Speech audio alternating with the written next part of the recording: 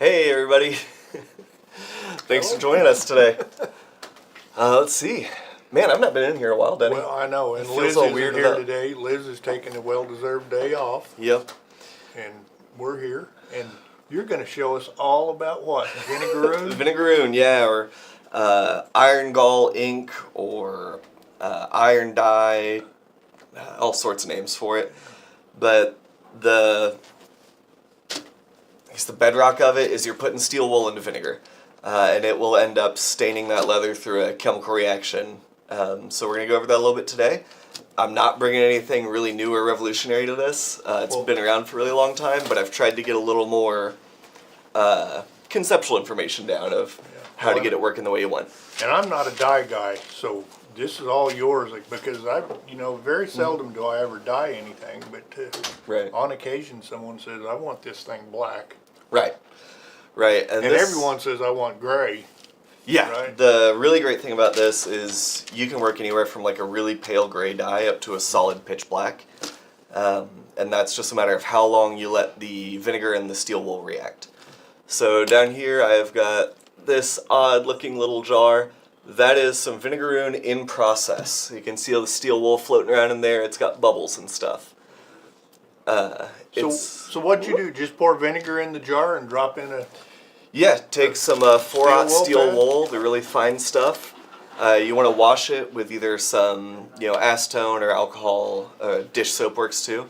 But when they manufacture this stuff, there's usually oil on the machines that manufactures it, which gets on the wool. Huh. So wash your steel wool before you start to get anything that is not steel wool out of there before you put it in your jar. This one's been cooking for about 2 days. The jar was pretty well full of steel wool. I had it, pulled out and fluffed up, but it still filled that jar. And it just broke down and settled. Yep, dissolves it. Wow. So if you give it enough time, the vinegar will completely consume the steel wool you put in there, as long as you've got the right amount of vinegar to do it. So on the chemistry end, what's happening is the acids in the vinegar, the acetic acid, is breaking down the iron molecules in the steel wool. So it's breaking them apart, and when they do that, the acidic molecules from the vinegar will jump onto that iron and make a ferric acetate, so another type of acid that now has iron molecules in it, and then that acid and iron reacts with tannins in your leather. So if you've ever noticed on this piece, I've got a few, you can't really tell anymore, but you ever have pieces of veg tan that have little black speckles on them? Yeah. Well, I have that all the time. Right. When you've got a piece of damp leather and you go to the buffer with your round knife or a straight knife, whatever, and come back and start cutting on it, and little metal particles get on that wet leather, and it Stains turns it blue. Yeah. Yeah, so you get those little bluey black spots. We're doing the same thing here, but just on purpose. So with that, usually you'd use oxalic acid or lemon juice or something to get rid of it. That's where I just barely touched it. So that is, I've got some little scrap strips here to show off, but one of them I've already got a little speck of black on, because you can't see vinegaroon on your hands. It looks and smells like vinegar. But then you touch a piece of veg tan and it turns black. So you gotta watch out for that. This is a jar I made back, 11 days ago now. So 2/15, you can see it's a lot clearer because there we go. As it reacted, it consumed more of that iron. You can see there's just a little sediment at the bottom here, whereas this guy is still working. You can see all the bubbles and such. So as far as the applications of this, it'll dye veg tan and it'll dye certain types of wood. If you ever see some old furniture that looks like ebony but sure doesn't feel like ebony, this is what it is. It's an ebonizer as well. And I found that to be a good way to find some of this information I was looking up.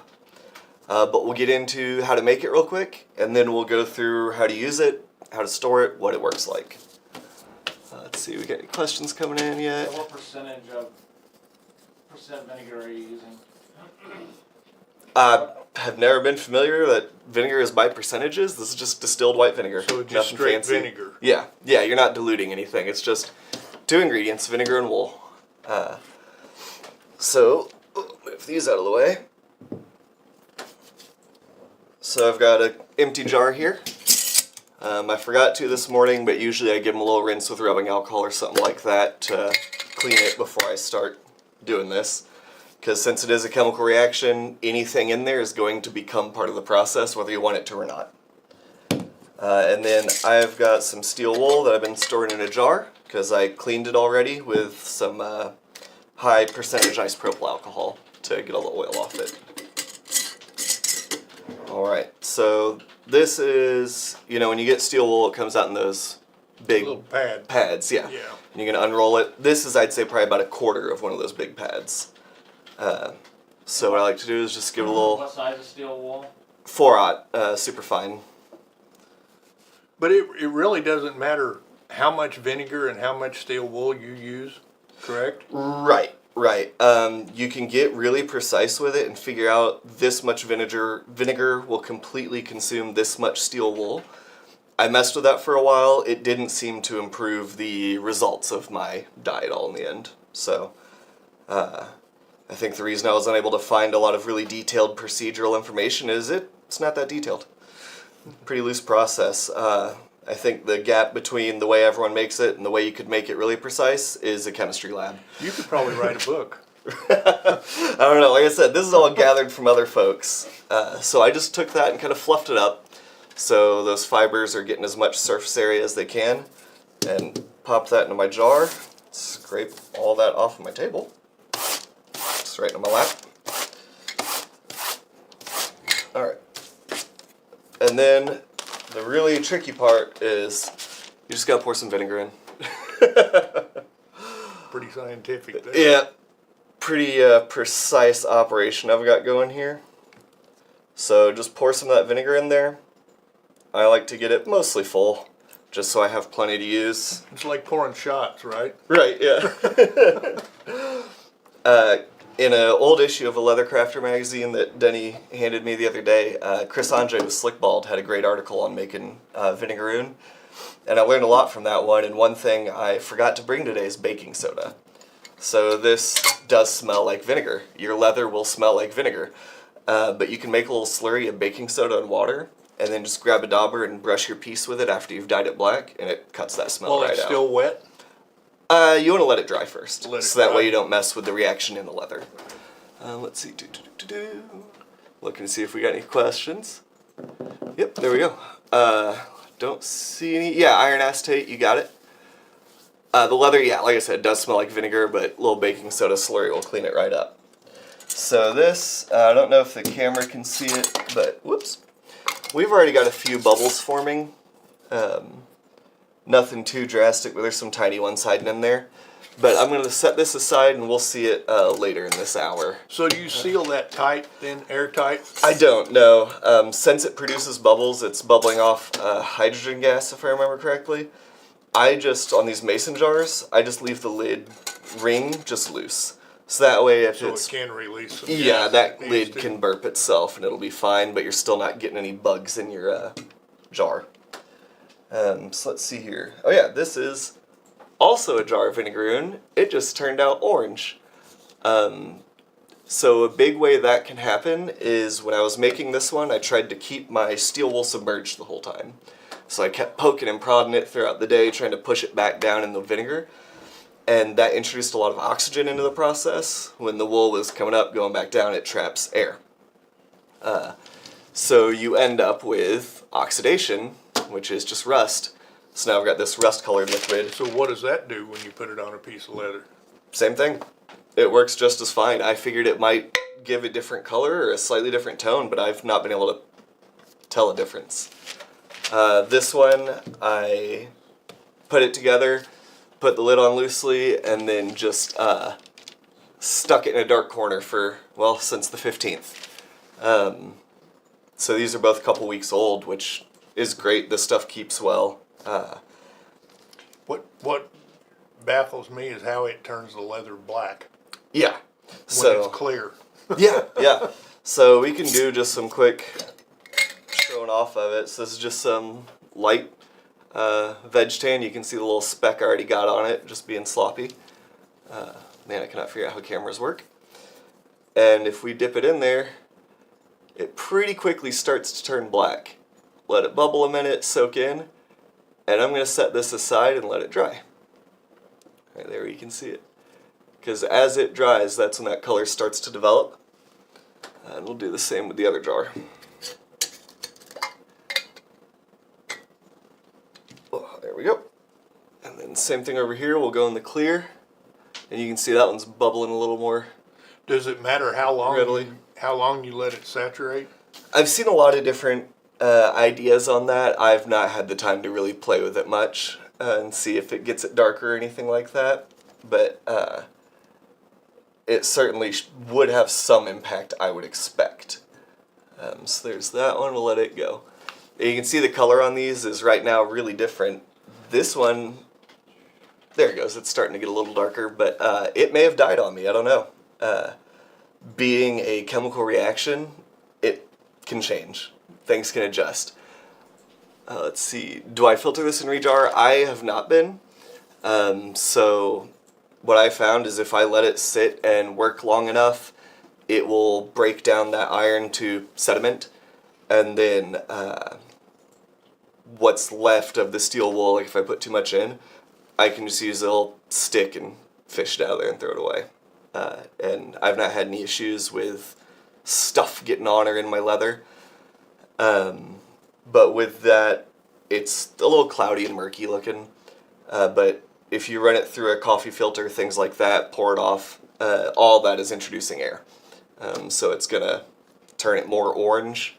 But again, I don't think it really affects the capabilities of the dye. It looks like this is... That one's really not working on me today, which is strange because it works. It's turning it a little bit gray, I think. Right. I used that one yesterday and it turned a piece of leather black. Well, it looks like it has a half-life, maybe. Right, or I must have got something in it because this jar, I believe, was a day older than that jar. So, sorry on that one. Hey, Chevy. Gifting out subs. Thanks for the gift sub. Wrapping the shirt. Let's see. Sorry, I'm checking through other questions, see if I missed any. I can't read what's up there. So. Right, I barely can. I don't see any that I've missed, but, well, I see somewhere in there, what happens when you put it on chrome tan? Your chrome tan stinks like vinegar now. There's no tannins in the chrome tan, so it is the vegetable tannin process that leaves those compounds in the veg tan leather. Plus, chrome tan is generally a finished leather. It's got a finished color on it. Right. And a lot of times it has a finish on top of that color. Yep. So there's a lot of things between you and changing the color of that chrome tan. I did knock up a little chart here as I made these. If we can go to the overhead. So on this here, on my first jar, the one that's all orange here, I tested it every hour till the end of my day that I made it.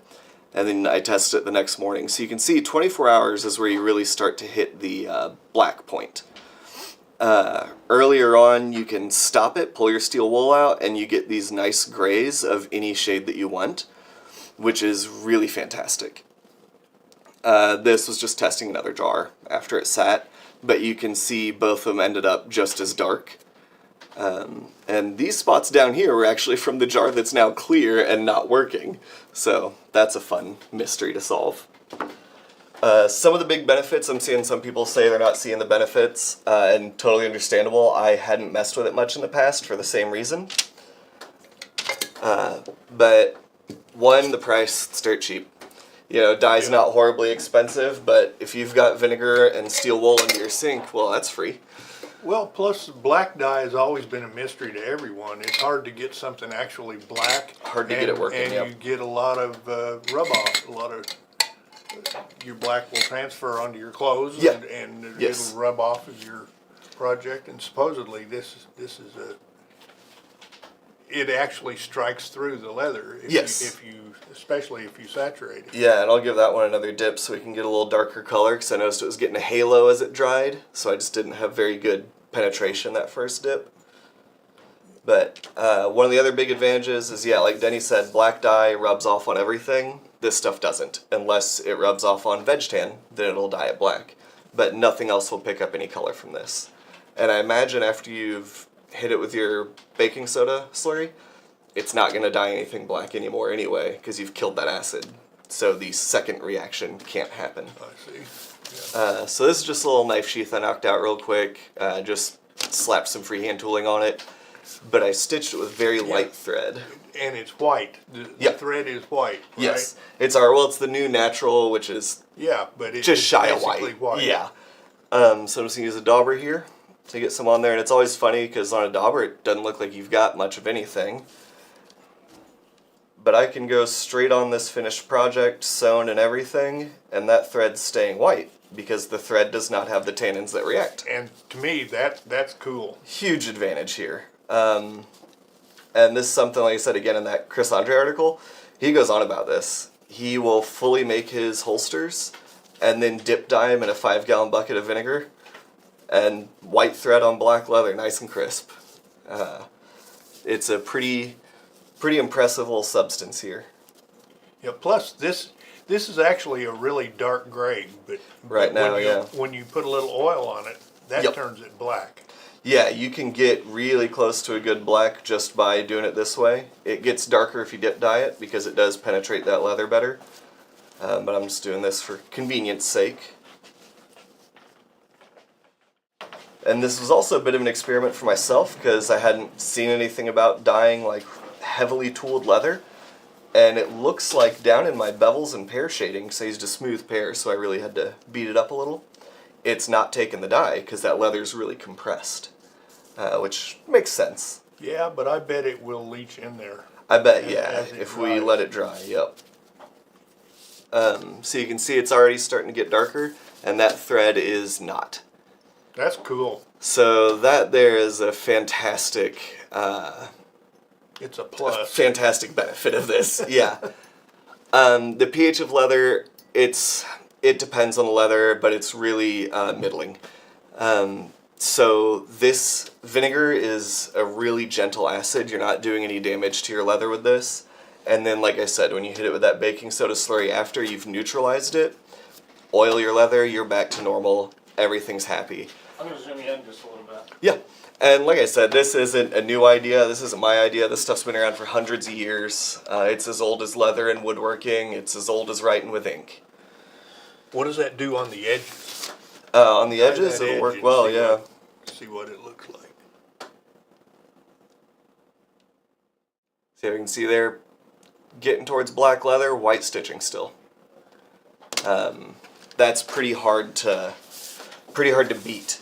On edges, we'll see, because I burnished these with water before we came in here. No saddle soap or anything. But I am curious to see what it does. So it looks like if you burnish, it doesn't really take as quickly because you've compressed that leather. So we're learning together, folks. It's taking some. Well, plus any cement on those edges will Yep. also affect it, I would say. Oh, as crooked as these are sewn, I didn't put cement on them. Oh, you didn't? No, I just clicked them out and sewed them together really fast this morning for a visual aid. And the nice thing is, yeah, not wearing gloves, so I've got to be careful not to touch any other pieces of leather while I've got wet hands. But I'm also not dyeing my hands black because I don't have any tannins on me. But there we go, yeah. So, thread stays white, which, that's hard for me to give up on. Yeah, I think that's pretty neat. I always struggle with dyeing before I get done with a project or when I'm cutting my pieces out or something, because dye affects the way the leather works. If you're cutting it, if you're tooling it, if you're beveling it, dye affects all that. So you can do all that work before you dye it and still not make a mess of You yourself. said this was just white vinegar. Can you, Yep, great value. just whatever. basic cheapo vinegar. Nothing fancy. Yeah, there you go. Distilled white vinegar. That's it. Yep. Nothing crazy. Steel wool, 4-aught steel wool. Where are we at? Nothing fancy. But that camera, now I know where I'm pointing. Yeah, black leather, it is now soaking into that tooling pretty well. You can see it taking on some better even color. But I can tell, like right now, the back of my hand is a little bit damp. So I can just take this and probably pick up a little bit of color. from just what looked like a completely clean spot on my hand. So that is one thing to be really aware of with this stuff. It'll dye anything. Yeah, organic thread may change color, James, but again, it's not anything to do with carbon compounds. It's a specifically tannin interaction. So just because it's organic isn't necessarily going to react. Yeah, very few people use linen thread, especially for machine stitching. Right. And cotton thread is on leather. Right. I don't know why in the world anyone would want to. And neither of those, again, have the tannins in them to Right. complete the reaction. The first half of the reaction happens in the jar of vinegar eating iron and making iron acetate, or ferric acetate. And then the second reaction happens in the leather with that ferrous acetate and the tannins. Yeah. So that's when you really start to get that color. Yeah, so that edge came out darker. You know, give it another coat, it'd probably turn out great. Yeah. But in general, I think this stuff is just a real blast to play with, because getting shades of gray is not the easiest thing in the world. 50 shades of gray. I'm not that careful with my chemistry to get that many, you know. But what we can do is, we have a smaller bin in here. Oh, can I have one of those cups? Thank you. I'm use one of our fancy SLC cups here. And I'm just going to pour this off into something with a little wider mouth I can fit the sheath into. And we'll just dip dye one. All right. Because I found dip dyeing works well with this stuff, and even on a quick dye, it seems to be all but struck through, which is pretty wild. Yeah, it just depends on how long you saturate it. Yeah. Make sure you get it all the way through. So dip that in there. Dip that in there. It's still a little small, but give it a shake and slop it around. And then there we go. We have a nice gray color. It looks black on camera, but once that dries, it's going to be, I would expect, a bit grayer. You will notice the color develops over time on the leather, at least for the first half hour or something, because as it dries, that reaction's finishing. Let's see. Hand stitching black or dark stained leather with light rich thread. Your thread gets a bit murky by the end. Yeah, that, Larry, that's another example too, is if you like hand stitching with white thread and you want to sew at the end, dyed leather adds that color to your thread. This won't. You can go through and brush it off with just a horsehair brush and it'll be alright, because there is no dye in this to speak of. Let's see. Let's look at the one we started earlier. Now we can really see some bubbles. Tighten that down. Let's see. Whoop, focus. You may go to the top camera. Yeah, it'll work. So we can see in there, we're getting a few bubbles coming up, and that is just from this reaction starting.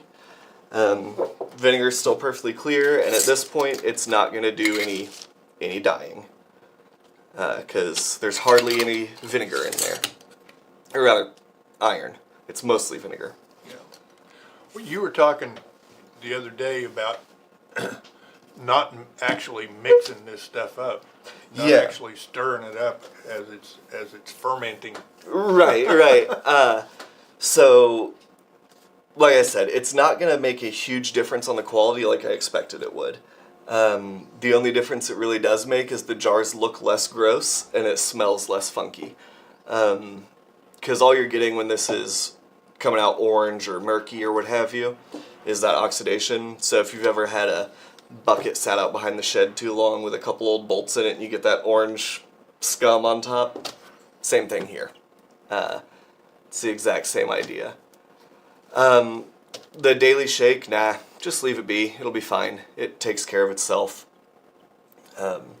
So the one I made just Monday is, yeah, still clear, just been sitting there on its own, but we can see it's ready to start dying because I found out the first time around, 24 hours you start to hit kind of a good level of saturation on color, but it can definitely go further if you let it cook longer, as it were.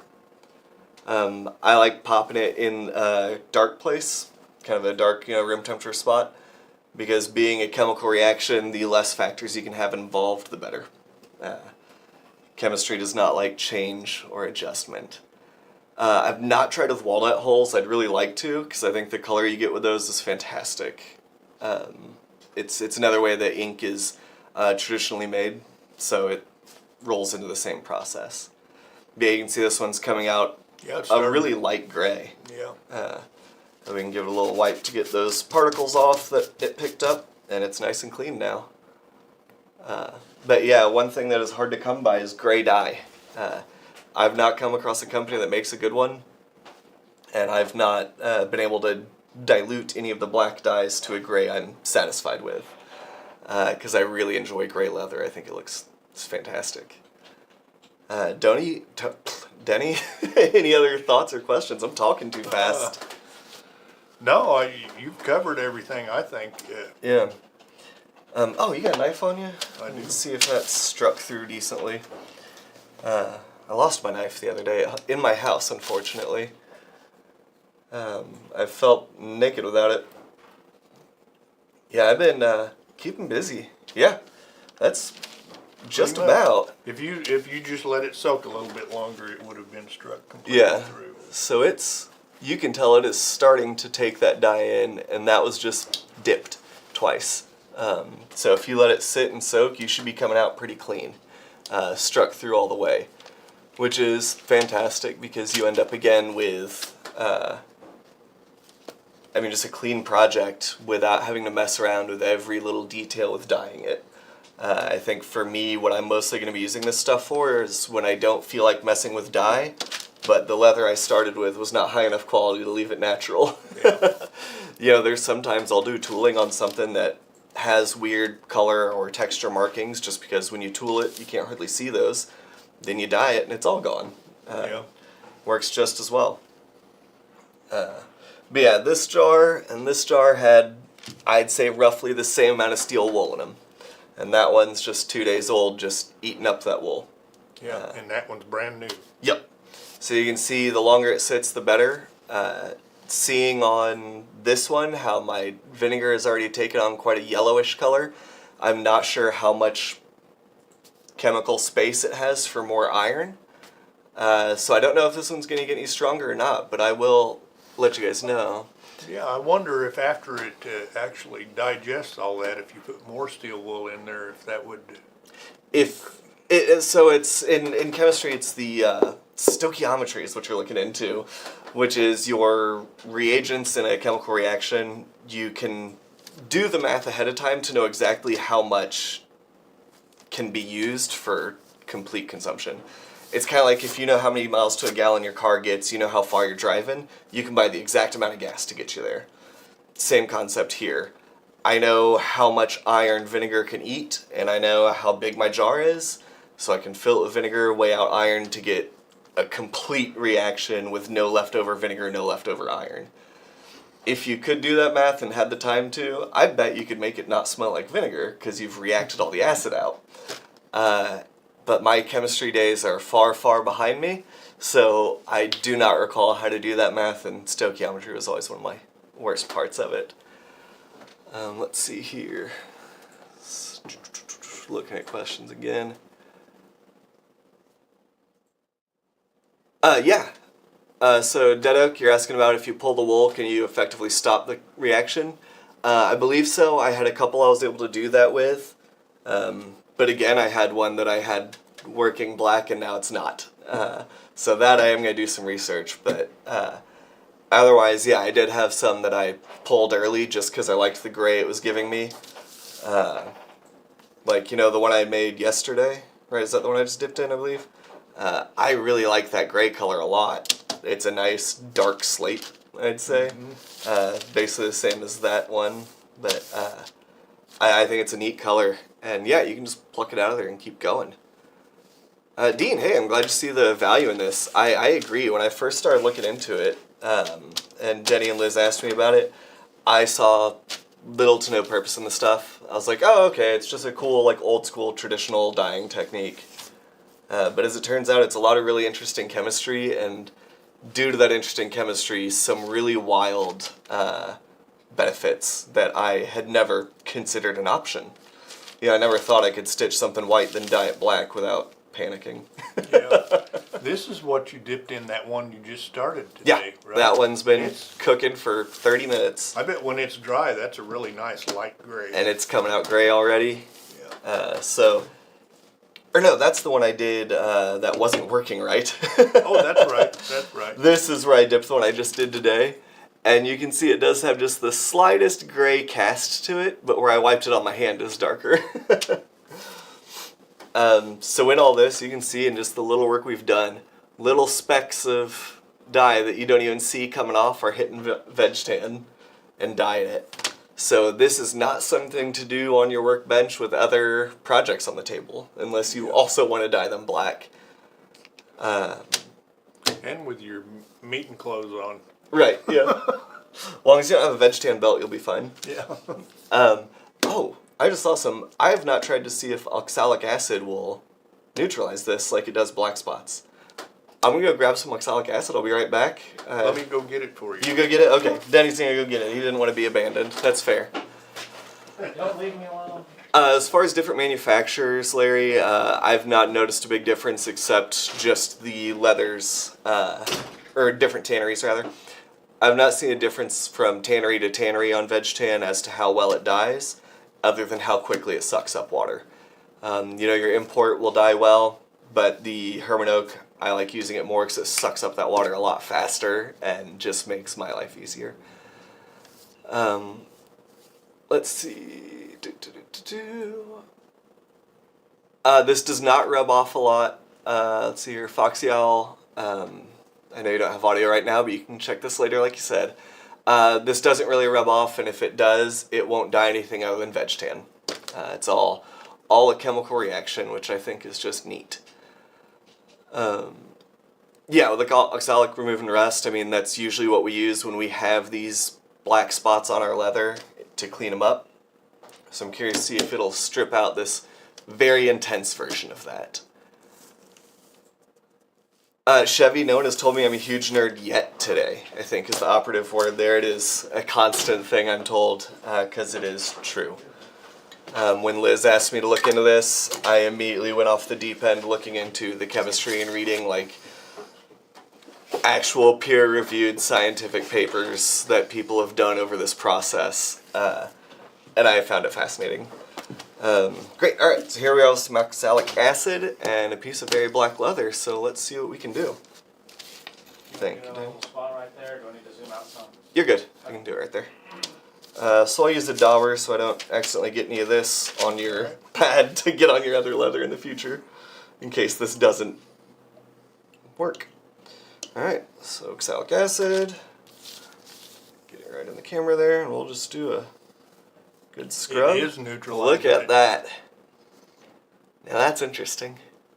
As far as casing and reworking it, I'm not entirely sure. I've not tried that yet. But we can. I'm sure we've got some stamps in here. Yeah, we can try it out. But yeah, that's something, guys. I did not expect that. So here's the deal. This is really exciting now. How to remove black dye. Because I've never been able to, selectively remove black dye, and that just got my brain running in all sorts of fun directions. What if on your little sheet that you have with your flowers going, can you take it out, Yeah. the black out of that? Let me see here. Just We'll be see what happens. I don't know. very careful with my Strokes. strokes to just get the flower lightened up. See what that does for us. So I would expect that instead of removing the dye or removing the compound it generates, we are just doing another chemical reaction that's breaking this one down. So yeah, that's something else. So you could even get into some block dyeing on this. Yeah. Let's see. Sorry, I can't read the name from here. But you're asking who this is? It's Ryan and Denny. Ryan's not been in a while, so Denny's been here all the time. Oxalic acid can remove other dyes, I would expect, just because it is a harsh bleach. But I'm I've not never sure. known it to No? touch Okay. any dye. So, yeah. Any spirit dye.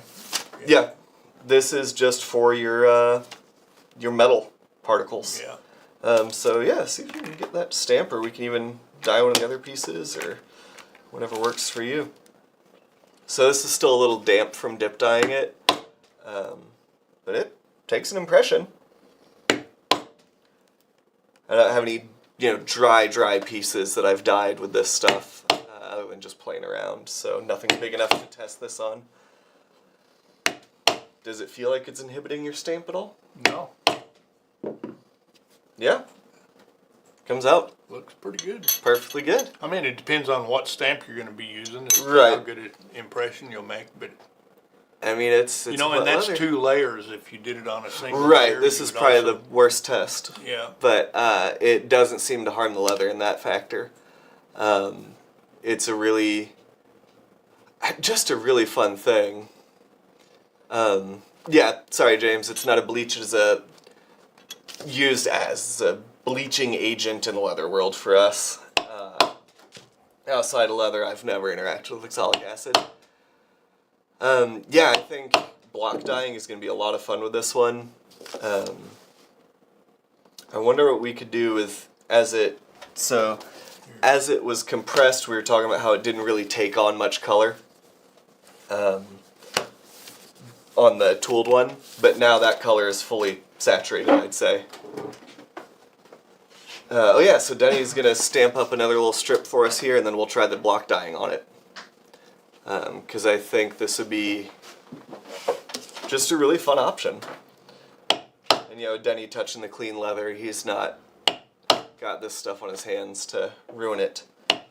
But I know for me, of all the things that I've learned about vinegaroon, the variety of gray you can achieve is extremely exciting, and the concept of removing it with all oxalic acid is very exciting.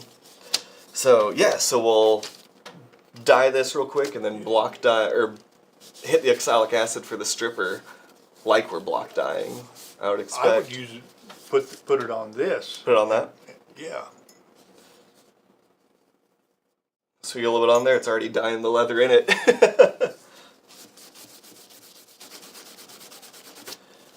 Yeah, so it'll block dye a little bit. We're using a leather strip and a paper towel. It's not the best block dyeing setup, Yeah. but it does do the thing. And then what I'm curious about is if I dye it black and then essentially block dye it with oxalic Yeah. acid, will I get white flowers on a black background? Because that's something that's interesting to me, is especially on things like this little knife sheath, it'd be really fun to have a fully black knife sheath with just the high spots of your tooling. It's a reverse antiquing. Because normally what I would do is, if I was dyeing something black that I had tooled, I would end up mixing in some like white or bone color paint with the neutral antique paste to do a bright antique on a black piece. It gives a really cool effect. But I do want to see if we can keep playing with that concept. So this video, like I said, I'm not bringing new information to the world of vinegaroon or leather in general. But this is just new to me in a lot of ways. I was familiar with the concept beforehand, but that was about it. And it seems like it's new to a lot of you too, which is perfect. That's exactly what we're hoping for. Is teach everybody something that they want to learn. Yeah. Denny, what have you been working on lately? How's saddle class? You been talking about that in here at all? While this dries? Not really. Yeah. Yeah, the saddle class is going great. I've got 5 people taking it. One guy's, get this, one guy is It's flying in. flying out here from Salt Lake City, Utah to Springfield, Missouri every Friday, renting a motel, staying all night, renting a car, driving over here on Saturday, taking the class, Yep. and then turning his rental car back in and flying back to Salt Lake City Saturday night. Yeah. He's something else. Yeah, but he's dedicated. Oh yeah.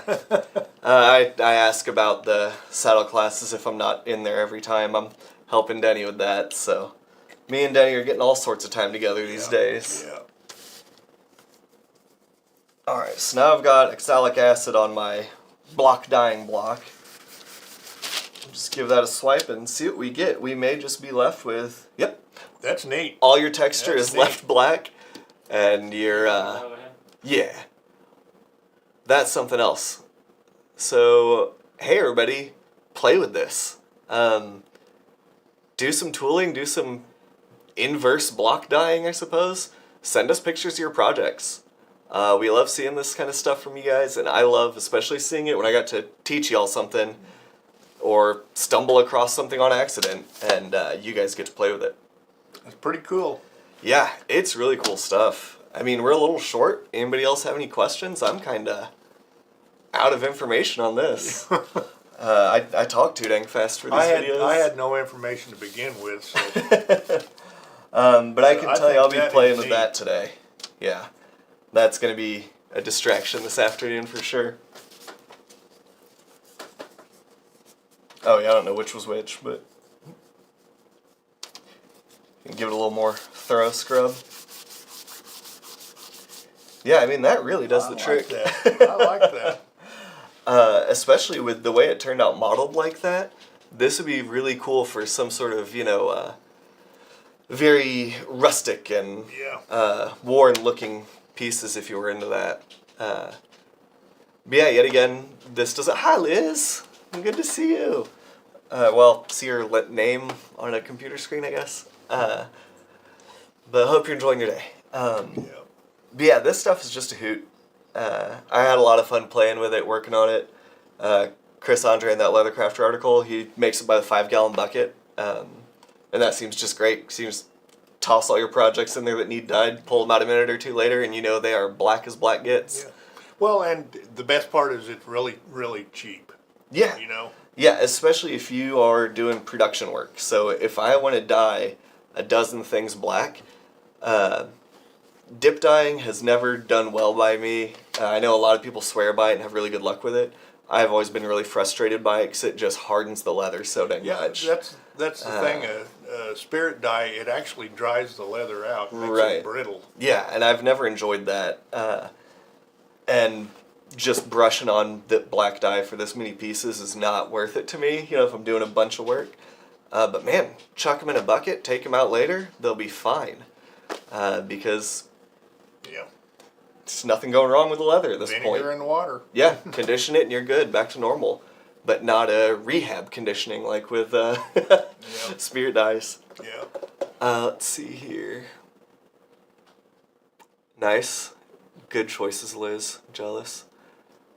Yeah, drill shavings would probably work. If you've got any sort of steel or iron scrap laying around, it works. I enjoyed the steel wool and letting it sit because I just think it's neat. You can end up with a clear liquid that dyes your leather black.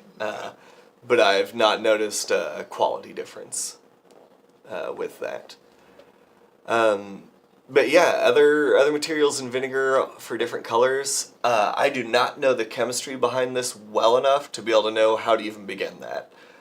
Because it is something very specific about iron ions and vinegar ions that causes this to happen. And I may be a big nerd, but I'm not particularly a chemistry nerd. So I don't have the answers for you on that, unfortunately.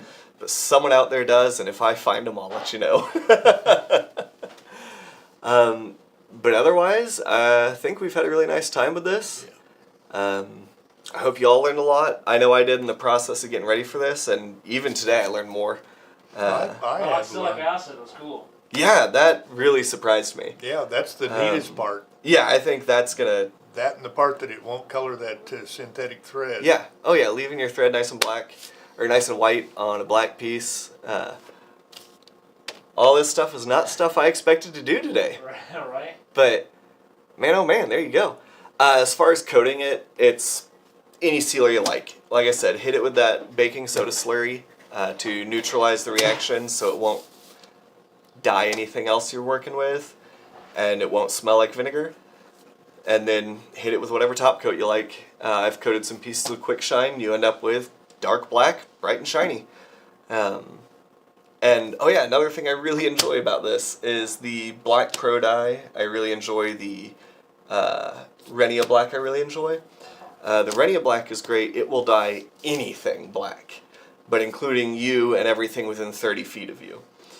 The pro dye is great, but if you use too much dye on your leather without pre-wetting your leather a little bit, you get that iridescent sheen on top that you've got to buff back again. This stuff, you don't get any iridescent sheen. You don't get it on everything else because, I mean, that Renia dye dyes chrome tan. It's terrifying black dye, but gosh, it works. Let's see. Not seeing any other big questions. The oxalic acid, I would probably hit it with the baking soda before I went in with the oxalic acid. So as far as the order there, Larry was asking what will happen in the oxalic acid area if we put the baking soda on there. I don't currently have any on me, so I'm not sure. Don't have any on you. But my, as I'm thinking through it now, the way I would go about it would be dyeing my piece black, neutralizing it, then hitting it with the oxalic acid, because the black spots you're taking off your leather, those are no longer chemically active anyway, and the oxalic acid still takes them off. So I figure if you neutralize this, should still take it off just fine. What the baking soda slurry will do to the oxalic acid, I have no clue. So The key is experiment with this phone stuff. is ringing, and I can't answer it right now, unfortunately. Thank you, Denny. Just throw my notebook on the ground. But that's really all I've got for today. Omar, the question on sulfuric acid. Sulfuric acid? I'm not sure what you're asking about, but I wouldn't play with it if I didn't have to. It might eat your leather. Right. That does love to react with carbon molecules. And any organic thread would probably not survive a significant concentration of sulfuric. It might not either. Yeah. Any last minute thoughts, questions, concerns before we let you all go a little early, I suppose? What are we doing on Friday? What are we doing on Friday, Ted? It's trading card day, You're I right, it is believe. trading card. Ooh, nice. Well, that's fun. When are you guys going to let me in on one of those trading card days? How about Friday? I'll be here.